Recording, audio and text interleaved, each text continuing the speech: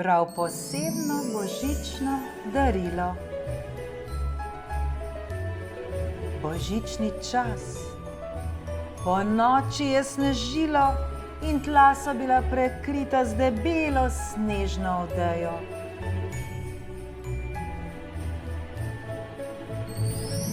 Živali, ki so se odpravile iskat hrano, so se globoko pogrezale v mehak sneg.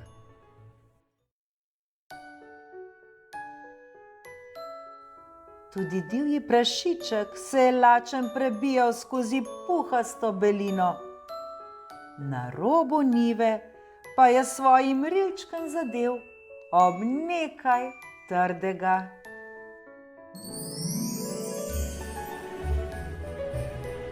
Končno! Mogoče je kakšen star krompir, si je mislil divji prašiček.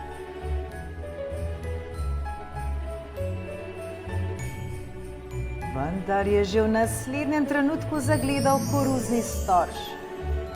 Sredi zasnežene pokrajine se je svetil kot rumeno sonce.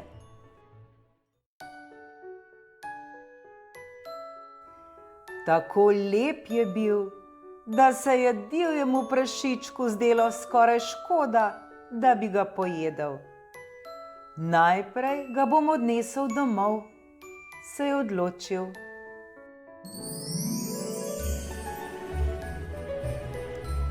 Divji prašiček še ni prišel daleč, ko je naletel na miško.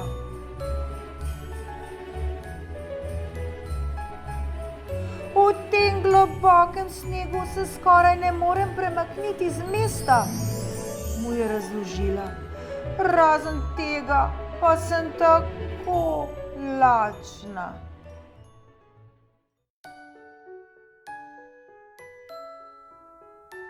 Divji prašiček je zamišljeno pogledal svoj koruzni storž. Zagotovo bo danes našel še kaj drugega za pod zob. Kaj pa ta storž? Bo dober? Je nazadnje vprašal. Miška je presenečeno prikimala.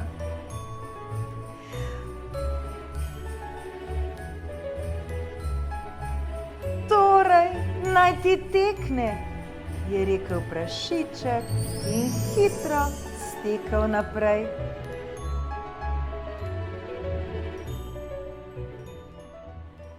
Mala miška je previdno ovohavala koruzni storž.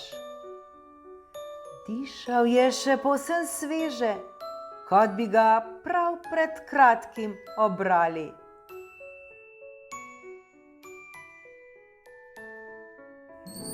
Njegova sočna zrna so se toplo svetila v hladnem zimskem soncu. Videti je bil tako lep, skoraj prelep, da bi ga pojedla.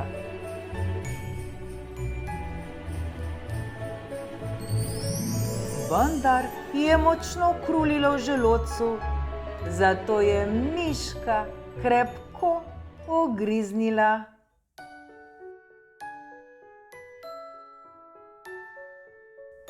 Kmalu zatem se je pred njo prikazala mala veverica. Videti je bila žalostna in obupana.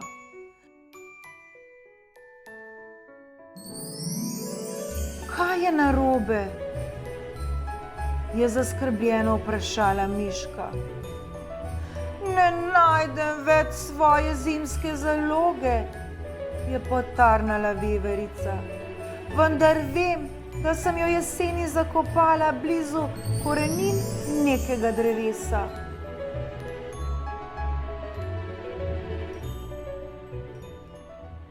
Kar naenkrat se je miška spomnila na divjega prašička. Ali bi ti koruzni storž kaj pomagal? Je vprašala s težkim srcem. Seveda, še kako, je presenečeno odgovorila veverica.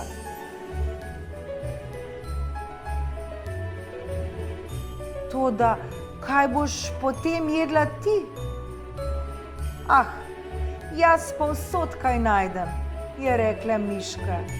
In še preden se je mala veverica lahko zahvalila, je miška že izginila v gozdu.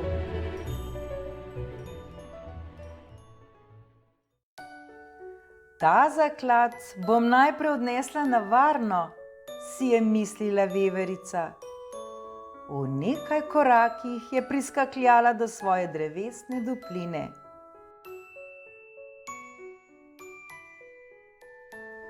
Žareča, rumena barva je prinesla v temno duplino nekaj tople luči. Kako udobno!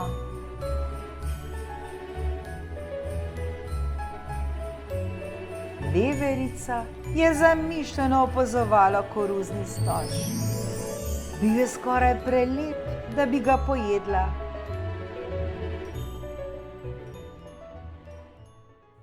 In nenadoma se je spomnila. Svoje zimske zaloge je zakopala zraven stare bukve, seveda.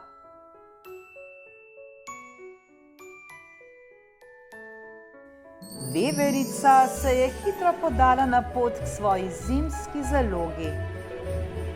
Ob vznožju drevesa je iz brloga pokukal jazbec.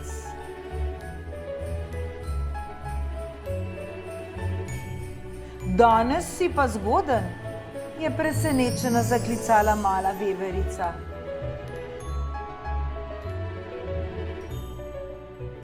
Moja žena ne more spati, ker je tako neznansko lačna, je slabe volje razložil jazbec.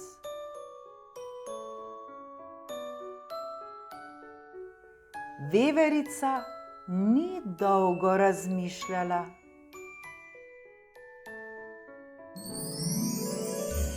V moji duplini je koruzni storž, je rekla veverica. Bi bilo to dovolj za tvojo ženo?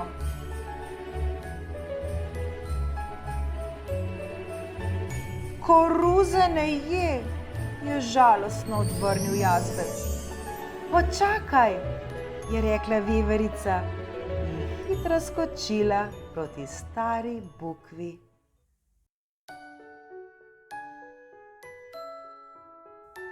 Nekaj trenutkov pozneje je že priskakljala nazaj in v naročju prinesla polno oreščkov.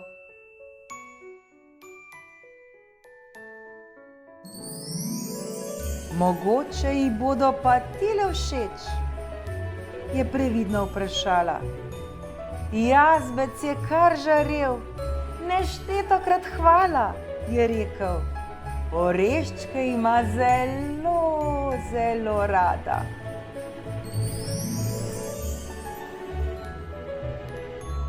In še preden je lahko veverica karkoli odvrnila, je jazbec že izginil v svoj brlog.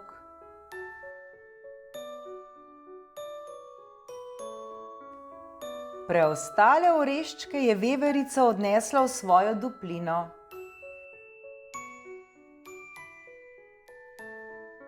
Medtem se je skoraj že znočilo.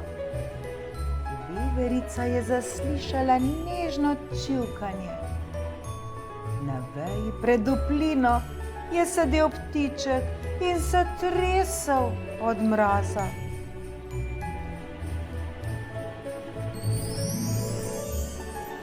Kaj je narobe? Je vprašala mala veverica.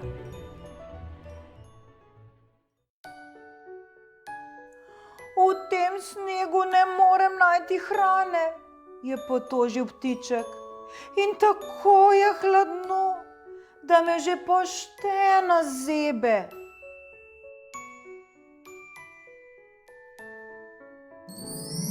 Lahko ti dam koruzni storž, če želiš, je predlagala veverica. Meni ostanejo še oreščki.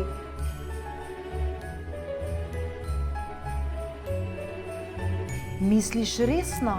Je nejeverno vprašal ptiček. Veverica je pokimala. Miška ga je podarila meni in zdaj ga jaz podarjam tebi.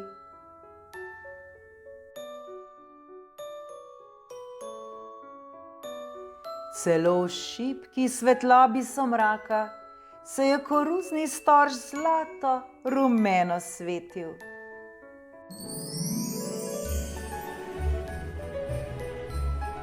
Saj je skoraj prelep, da bi ga pojedel, si je mislil ptiček. Morda pa bo našel kaj drugega za pod zob.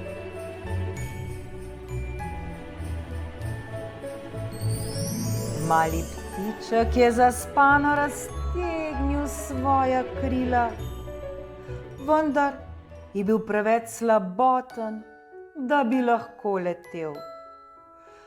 Nič ne pomaga, je zaskrbljeno zavzdihnil.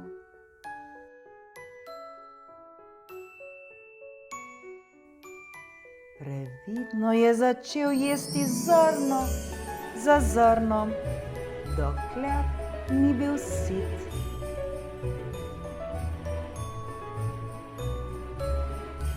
Medtem se je že spustila temna noč. Skupaj z ženo je jazbec zapustil brlog. Tako dobrih oreščkov pa že dolgo nisem jedla, je bila navdušena žena.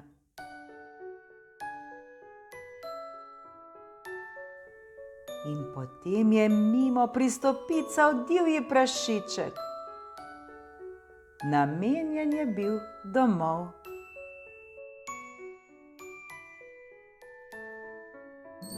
Kako si kaj? Je vprašal jazbec. Ne prav dobro, je zavzdihnil divji prašiček. Snežna odeja je tako debela, da ne najdem nič za pod zob.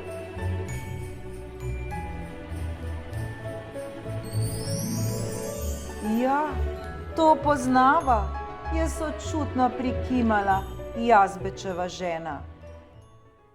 In danes sem že našel lep koruzni storž, je razložil divji prašiček, vendar sem ga podaril miški.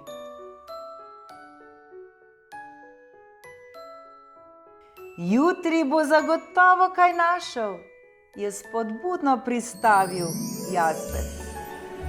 Upam, je zamomljal divji prašiček in odklamal naprej.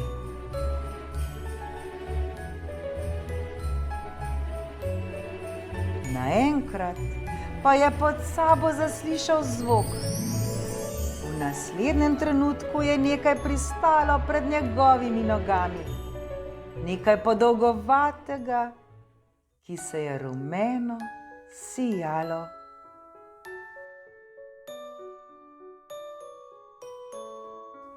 Srečen Božič, je zaščebetal ptiček, in naj ti tekne.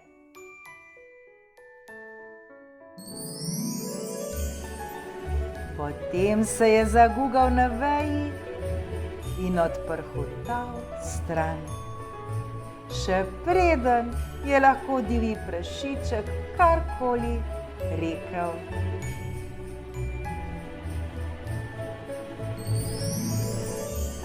Ta čarobna zgodba nas uči, da je treba svoje zaklade deliti s prijatelji.